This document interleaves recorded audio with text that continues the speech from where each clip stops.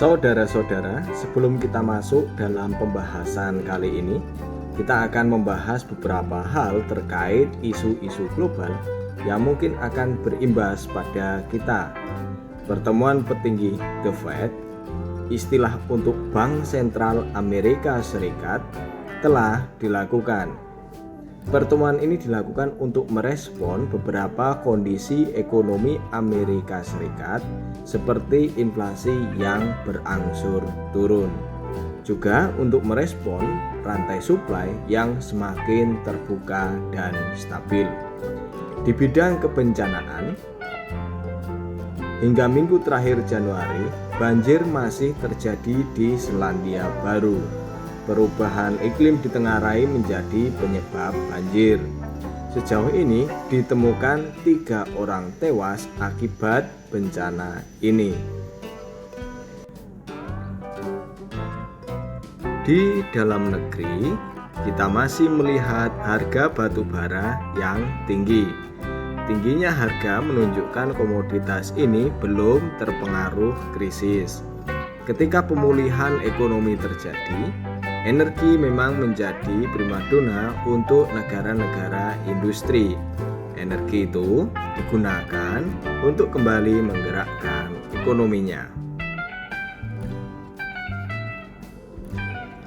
Dan terakhir, ini yang perlu kita waspadai adalah penipuan menggunakan Android Package Kit atau APK dan link phishing.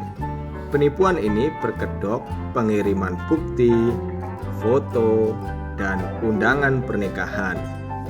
Pengguna smartphone dipersilahkan untuk mengeklik agar program bisa dibuka. Aplikasi ini sekali diklik, maka kita otomatis menginstal file APK tersebut. Data-data smartphone akan mudah dikopi dan akun bank kita bisa dibobol. Untuk itu, saya harap kita semakin berhati-hati.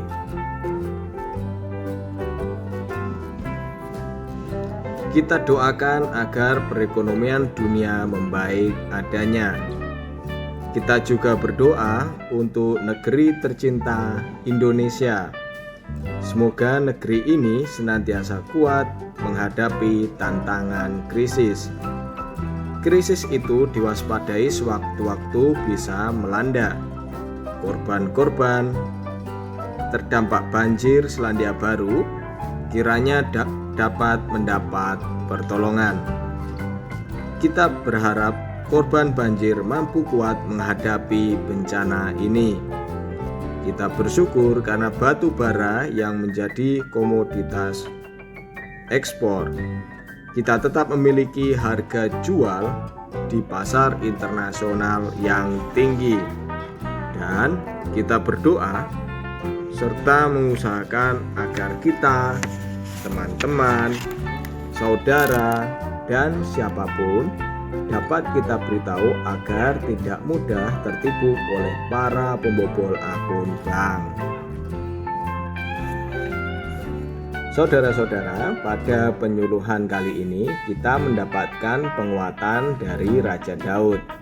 Oleh karena doanya yang tertulis dalam Mazmur 5 ayat 1 sampai dengan 13. Apa saja yang membuat kita lemah dalam menjalani kehidupan ini?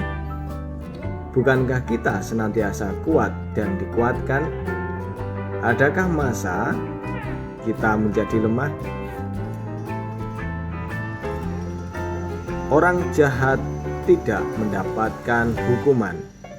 Orang ini mencuri, menipu, berbohong, mengambil rezeki orang lain, tapi kok dia sehat-sehat saja, rezekinya lancar-lancar saja, anak-anak dan keluarganya sejahtera, dan tidak kekurangan sesuatu apapun.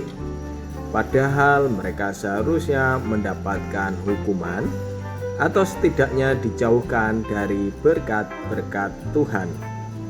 Ini yang membuat kita pesimis, membuat kita berjarak dengan Tuhan, dan kemudian berjarak dengan persekutuan.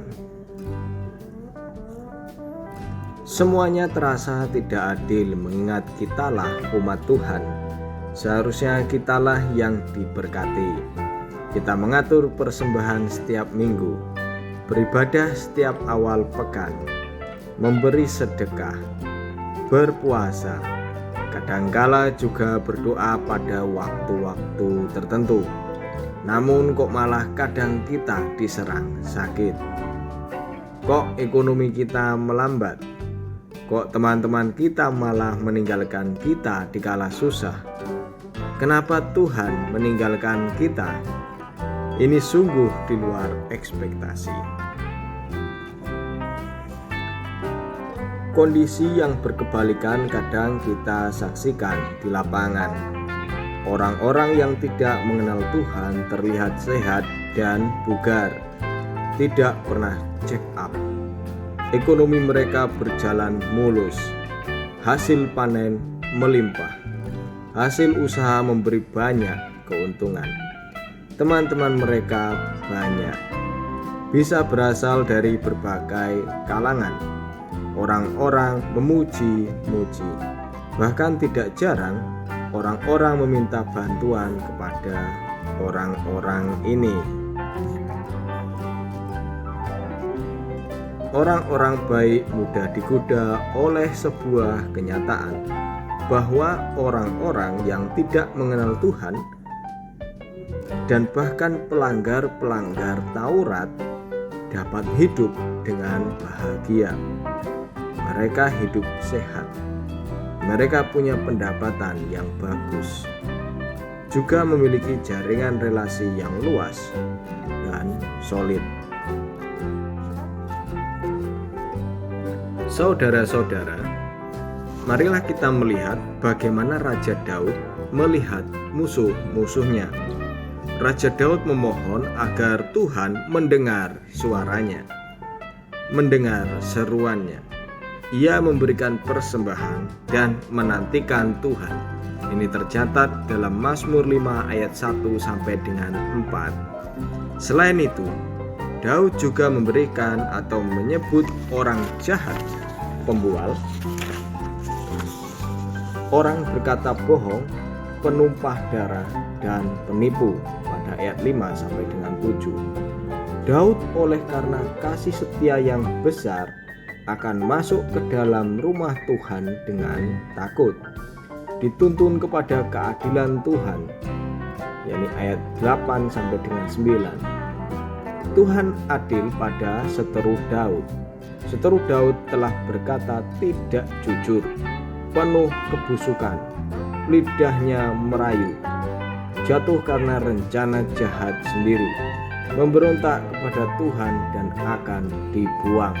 Itu tercatat pada ayat 10 sampai dengan 11. Dengan penuh keyakinan, Daud menyatakan bahwa orang-orang yang berlindung di pihak Tuhan akan bersukacita. Mereka akan bersorak-sorai dan diberkati dalam Tuhan. Mari kita cek kehidupan seteru Anda.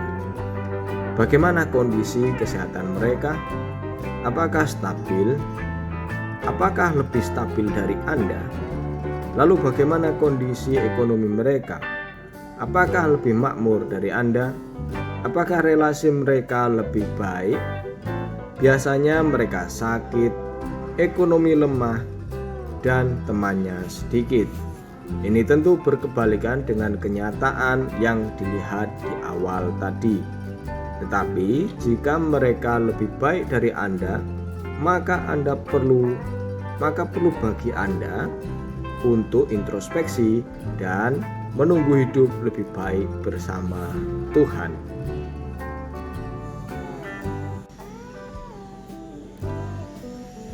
Ada dua organ tubuh dan sebuah sifat batin yang dipakai untuk menggambarkan orang jahat. Organ itu yaitu lidah. Pada Mazmur 5 ayat 10, orang jahat mengatakan yang tidak jujur. Mereka merayu-rayu. Untuk mempertahankan miliknya, mereka membuat tipuan, menghindari pajak dan iuran sosial. serta membuat informasi palsu yang dipakai untuk mengelabui para petugas.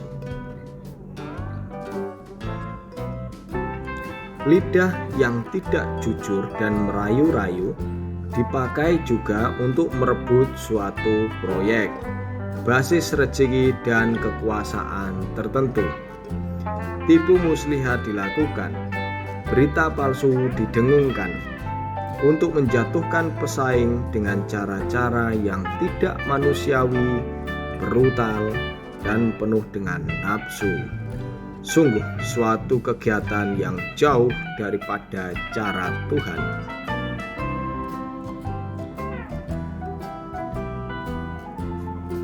Yang kedua, batin mereka busuk. Pada ayat 10, batin sebaiknya diisi dengan nurani yang bersih, berita yang positif, serta inspirasi yang membangun. Batin yang busuk adalah kebalikannya. Orang-orang ini tidak punya nurani, menghalalkan segala cara untuk mencapai tujuan yang jahat. Batin yang busuk kadangkala tidak disadari oleh pemiliknya.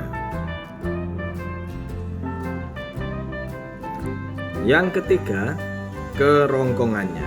Jadi pada ayat 10, seperti kubur yang menganga. Kerongkongan ini barangkali ingin menyimbolkan makanan atau organ yang menerima makanan. Seperti kubur menganga, barangkali diisi makanan sebanyak apapun tetap muat. Ini simbol kerakusan. Nah, orang mengatakan bahwa makanan tidak perlu berlebih, pekerjaan yang bagus dan mengundang pujian, serta tanggung jawab sesuai dengan kemampuan. Kerongkongan seperti kubur tidak memperhatikan itu. Jadi mereka terus-menerus makan, mengumpulkan makanan, merebut makanan orang, merebut kedudukan orang, dan lari dari tanggung jawab yang seharusnya dibebankan kepadanya. Orang-orang baik sudah banyak di sekitar kita. Orang jahat yang melakukan kekerasan juga semakin dapat diringkus dan diadili. Namun, sifat jahat juga bisa kita temui pada orang-orang yang kita anggap baik. Aneh sekali. Orang-orang yang kelihatannya baik malah mau menjatuhkan kita. Apa yang harus kita lakukan? Sampai di sini kita dapat menyimpulkan, rupanya kebaikan juga bisa dipakai untuk menutupi sifat jahat, atau orang-orang baik bisa saja terpleset melakukan kejahatan. Orang-orang seperti ini tidak tahan melihat kenyataan hidup di depannya. Mereka kemudian melakukan kejahatan juga untuk memuaskan keinginan. Nah, biasanya nurani yang baik tidak perlu berlama-lama mengajak orang untuk kembali kepada orang yang benar. Orang baik yang terpeleset akan mudah untuk kembali kepada Tuhan bila mana dia mulai menyadari bahwa jalan Tuhan lebih indah dan lebih makmur.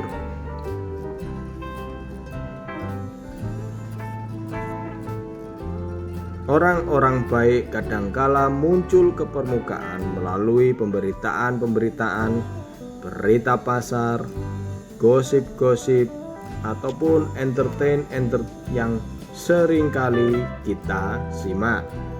Tugas kita adalah mendukung, mendorong, dan menyatakan sikap memihak agar orang-orang ini semakin banyak menyuarakan kebenaran.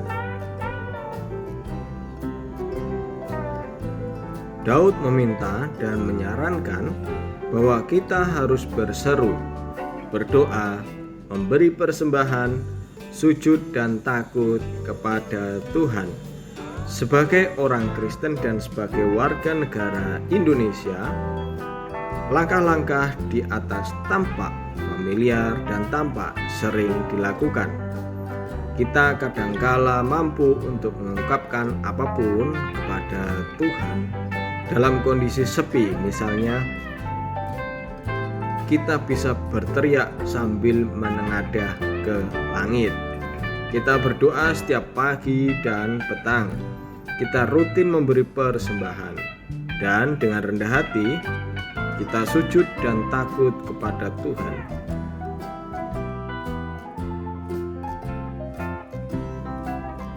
Barangkali aplikasinya perlu diterjemahkan lebih rinci lagi. Berseru tidak melulu dengan teriak, tetapi dengan kejujuran dan ketulusan. Kadangkala kita berteriak tanpa mengutamakan maksud yang sebenarnya. Kita lupa dan abai karena terlalu fokus pada sakit hati dan kepahitan masa lalu. Berseru pada Tuhan harus dengan jujur dan fokus pada harapan-harapan baik kita ke depan.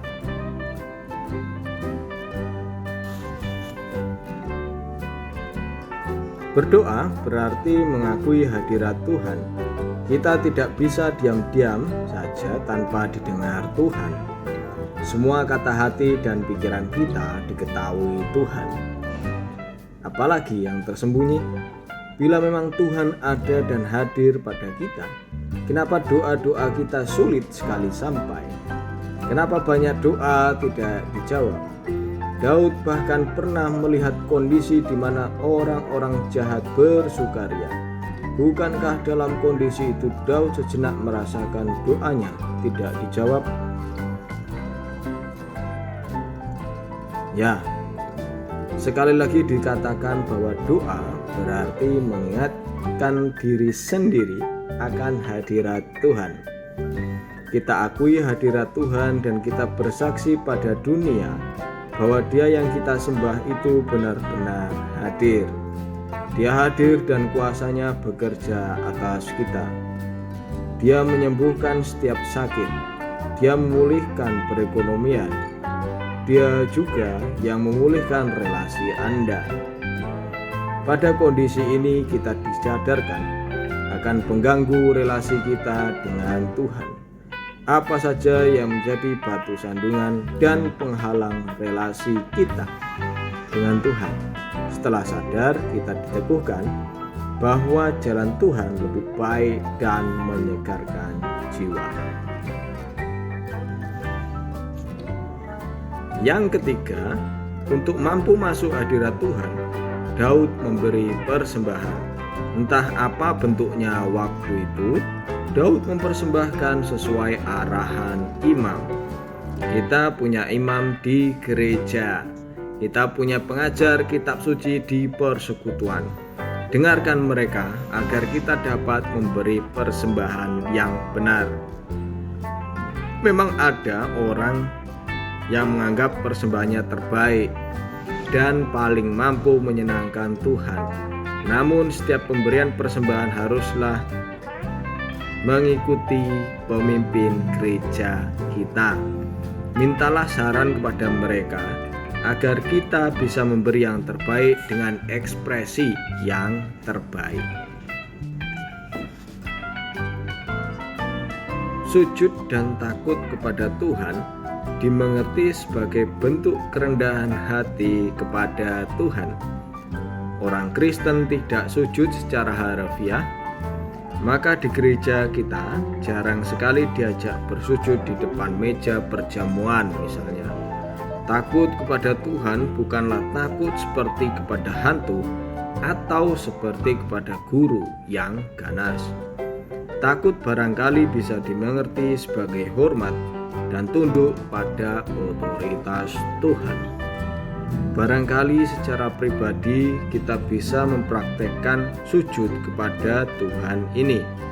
Praktek itu bisa dilakukan di rumah sebelum istirahat malam misalnya, atau kita lakukan secara pribadi.